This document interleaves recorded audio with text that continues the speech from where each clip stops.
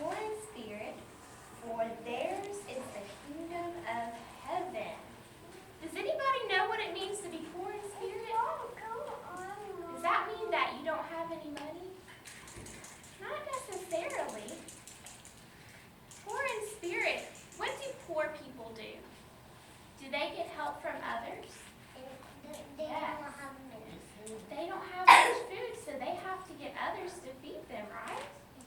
And so poor in spirit in the Bible means that we need God to have what we need, right? And we're also going to learn, blessed are the meek, for they shall inherit the earth. Do you remember what meek is about? Being meek? Remember what Mr. Jared and TJ said about being meek? He said to be humble, remember? And that means that you are a good person and you are a strong Christian. But you don't go around telling others how good you are, right? You don't tell people that you're better than them. Tonight, we're going to learn about a woman who was poor in spirit. She realized that she needed Jesus more than anything. And we're going to learn about Jesus, who was meek. He was a strong man. He was God. But he didn't go around telling others how good he was, right? He didn't say he was better than everybody else. One day, a Pharisee named Simon asked Jesus to come over to eat at his house. So Jesus went. While Jesus and the Pharisees were eating, a woman came up to Jesus and lied down at his feet. She was crying, and her tears fell down on his feet. Then she kissed his feet and wiped them with her hair. Simon the Pharisee said that if Jesus really was a prophet, he would know how bad this woman was. She was a sinner. Jesus heard Simon say this, so he told him a story about a man who was a moneylender. Do you know what a moneylender is?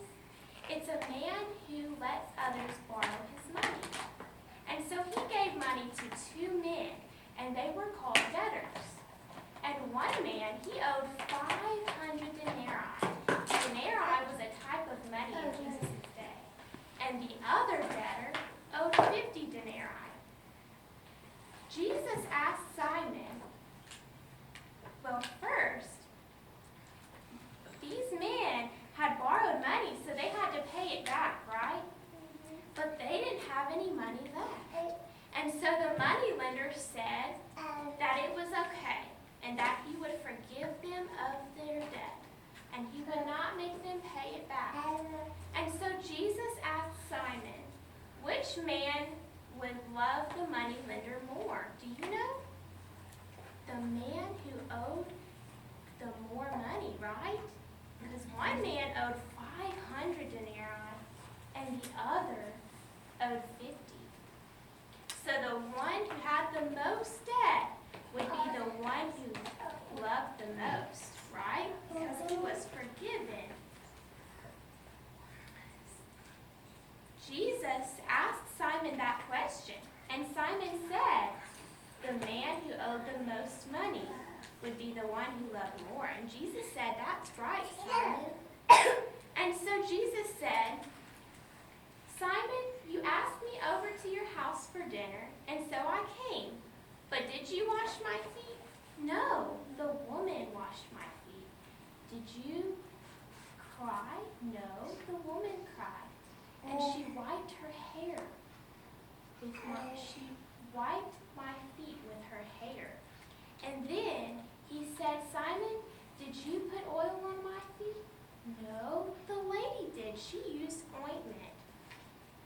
And so Jesus said, the one who loved the most would be the one who was forgiven the most. And the one who loved little would be the one who was forgiven little. Then all of the Pharisees at the table said, who is this who even forgives sins? They were talking about Jesus. Jesus then told the woman that her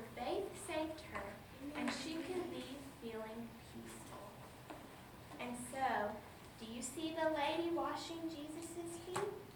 See all the Pharisees around? The Pharisees didn't really believe in Jesus'